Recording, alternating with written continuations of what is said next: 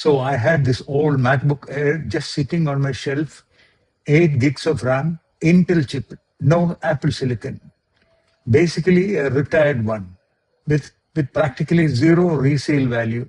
Plus, being from the hardware background, I don't like to sell my old accessories, including laptops. So I piled them up. So in this video, we'll see how I've made use of this to run OpenClaw. OpenClaw, the open source AI agent that is exploding right now in 2026. And I thought, what if I turn this spare MacBook Air into my own personal twin, always on AI employee? Here I have my AI employee that is not going to get old like me. Spoiler, it works. And in this video, I'll show you exactly how I set it up, which machine to pick if you have multiple Macs, and why you do not want to run this on your main production machine. Let's get into it. Welcome back to Techie Talks AI. I'm Sri. On this channel, we don't just talk about AI, we build with it. We deploy it, we make it do real work. If that is your kind of thing, hit subscribe. All right, quick primer for those who haven't heard of OpenClaw yet. I'm sure many like me took time to get on board with OpenClaw, but I'm sure with this video, you will have the courage to start using it. OpenClaw is an open source project that turns your computer into an AI agent gateway. Think of it as a local first control plane that connects to multiple AI models. Claude, GPT-4, whatever you prefer. I have connected it to Claude, GPT-5 from OpenAI, and Gemini. Whatever you prefer, you can connect to. And then exposes that intelligence across every communication channel you use. So this is what is confusing to many. I will demonstrate it, how the interaction works. I will try my best to avoid accidentally releasing or exposing my personal information. We are talking WhatsApp, Telegram, Slack, Discord, Signal, iMessage, Microsoft Teams, IRC, even Twitch.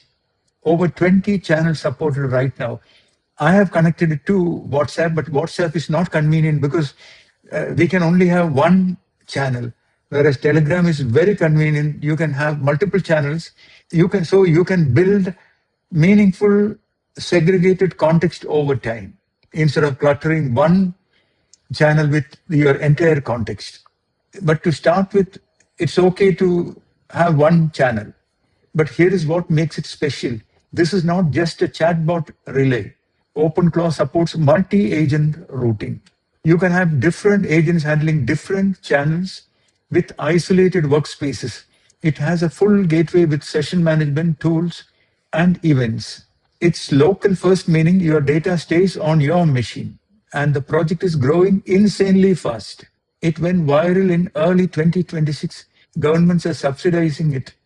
Developers are building plugins and skills on top of it. This is serious infrastructure. Here is the situation I was in. I have 3 Macs. One, this old MacBook Air with 8 GB. I have another MacBook Pro M1 with 16 GB. And I also have MacBook Pro M4 with 24 GB, which I carry with me when I travel. And the M1, I use it for my video recording. So I had a doubt, can I use the old MacBook Air? Because I hear news about people buying special Mac minis to run OpenClaw. In this video, I'm going to explain that to you. My MacBook Air with Intel 8 gigs RAM, non-silicon, sitting idle, basically like a paperweight with a great keyboard. And the OpenClaw needs to run 24/7 as a daemon. That is, as a background job. You can't switch it off. So it is good to have SSD. My MacBook Air has SSD. So there is nothing, no noise. So the question is, which machine do I dedicate to this? And the answer might surprise you because your instinct is probably to say, put it on M1 Pro. It is faster, more RAM, Apple Silicon. Wrong move. Let me explain why. Point 1, OpenClaw is lightweight for cloud models. Again, OpenClaw is lightweight for cloud models. I am not running any local model in Olama, etc. Because with 8 GB, I know it's not possible. If you are using cloud APIs, which is the default and recommended setup, OpenClaw's actual resource footprint is tiny. It is just a Node.js gateway.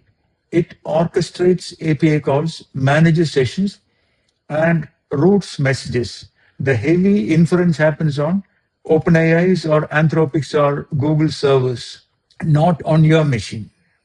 So then the question is, why are people buying Mac minis?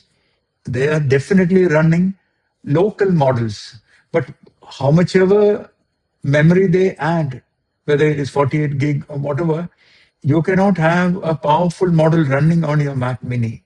So you need to think twice. The official documents say it clearly. A modern laptop with 8 gigs of RAM is usually good enough for cloud models and light automation. That is our Intel MacBook Air, word for word. Point two, don't pollute your production machine. My M1 Pro, our content creation workhorse. It records videos, runs screen capture, processes audio, running a 24/7 daemon on it means background CPU and RAM consumption, potential thermal throttling during long recording sessions, and unnecessary wear on SSD from constant logging. Why would I introduce risk into a working production setup? That is like running a database server on your gaming PC.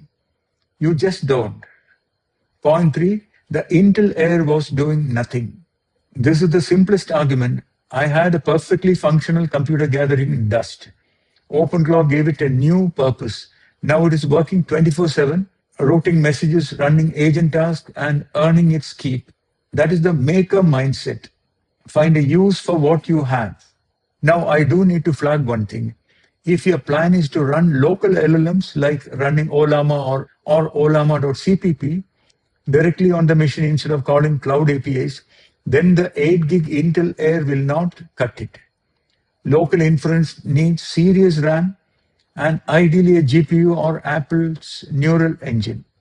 For that scenario, M1 Pro or M4 would be the better choice, or honestly, you would want a dedicated mini PC or Jetson or in Nano, making Jensen Huang happy.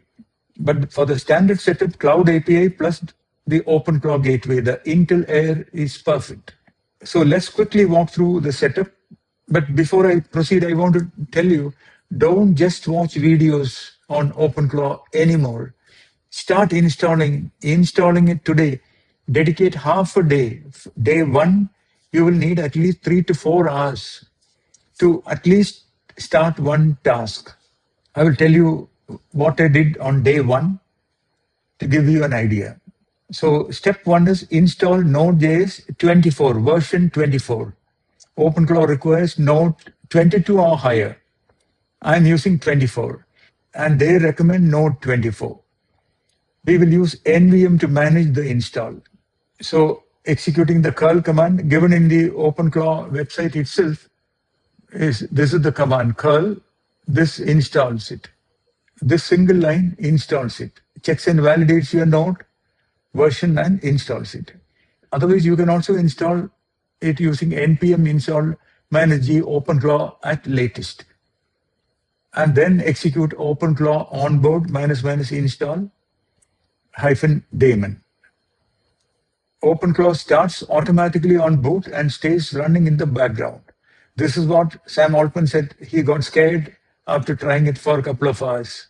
But now you can't deny it. OpenClaw is there. It is the in thing and it is going to stay. And NVIDIA's NemoClaw adds security layer on top of it, running it as a Docker container as in a Kubernetes cluster.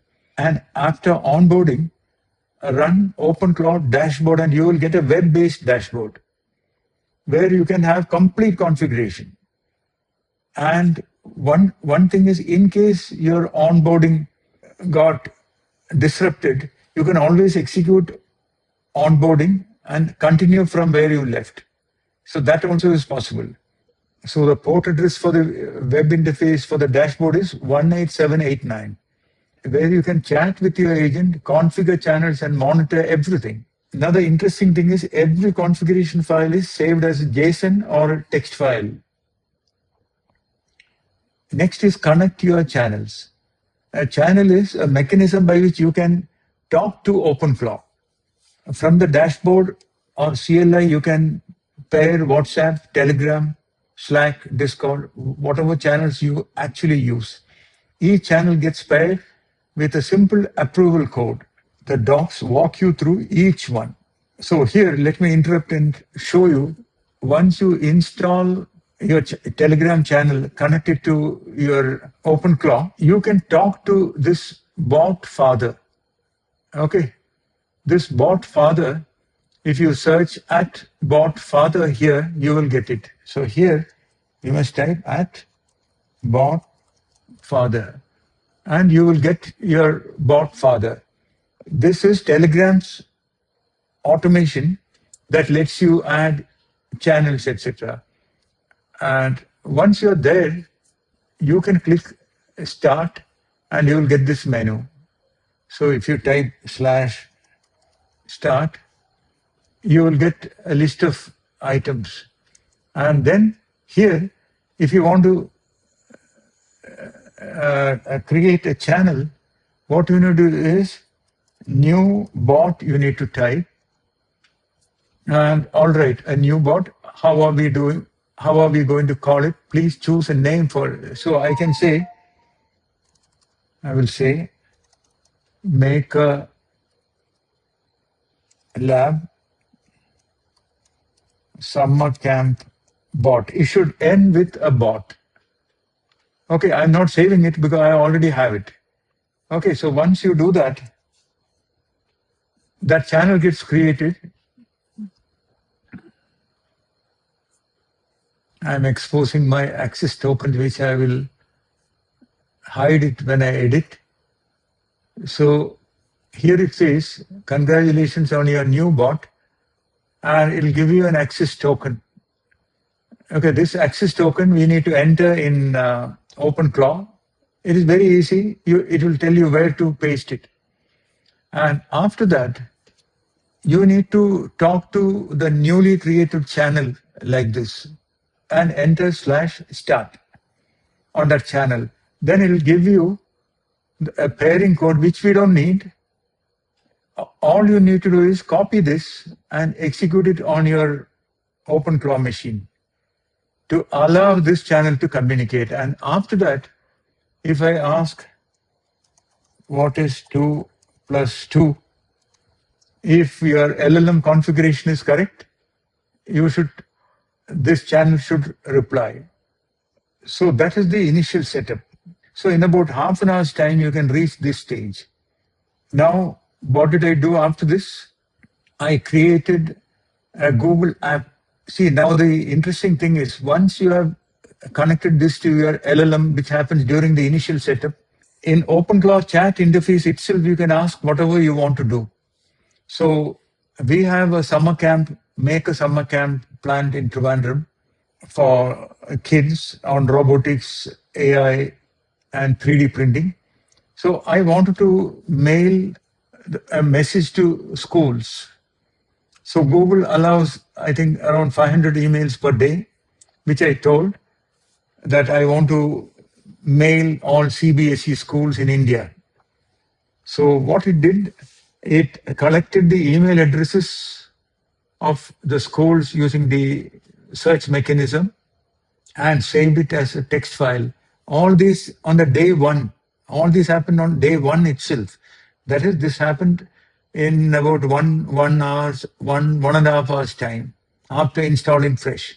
After that, it wanted me to connect itself to the Google's SMTP account, which took time.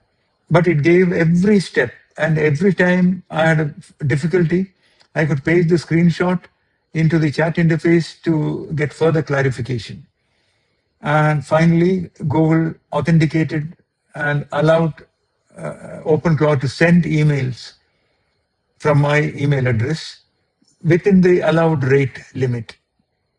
And it, in about 2 to 2.5 hours time, it could send out 100 emails. And I've asked you to log everything that it is doing. So it is also logging every email. Now, one important thing is, before I instructed OpenClaw to do this, I gave a full text of my company, my activities, about myself into it. It segregated information into different markdown files. And so, how did I create that? I've been using ChatGPT chat interface for last several months. Claude also I've been using. So I asked Claude to summarize a context to be used for OpenClaw, and Claude ChatGPT gave a big document about myself, my activities, my company.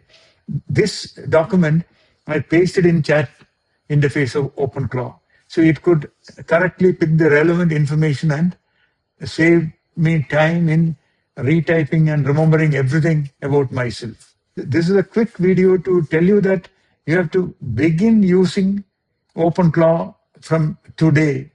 Dedicate half a day for it, at least 3 to 4 hours for it, to begin using, to start making it work for you. I've also got it connected to WhatsApp, but then I disconnected, realizing that it is messy because you are messaging yourself, which personally is confusing for me. In case of Telegram, it is much neater. Now I will begin multi-agent routing, different agents for different tasks. One handles research queries, another handles my Maker Lab admin tasks. And I'm also building custom skills. I have 2 YouTube channels. One is Techie Talks AI, another one is 60 Plus Crazy, for which I don't devote much time. So now, with the help of OpenClaw, I will do the research and create topics and content for my 60 Plus Crazy videos. So my MacBook Air that was collecting dust 2 weeks ago is now working for me. Here is my takeaway. You don't need expensive hardware to run a personal AI agent. If you have a spare laptop, even an older one, OpenClaw can run on it into something genuinely useful. The key decision is keep your production machine clean and dedicated. Use the spare hardware for experiments and always on services. That is good engineering practice, whether you're running AI agents or anything else. If you found this useful, smash that like button, subscribe to Techie Talks AI for more practical, no fluff tech content. And drop a comment below. What would you use a personal AI agent for? I want to hear your ideas. I will see you in the next one. This summer, don't let screens win. Let your child design in 3D, print their creations, and build a real obstacle-avoiding robotic car. Join online or at our Trivandrum Maker Lab. Summer starts April 6th. Book your seat now.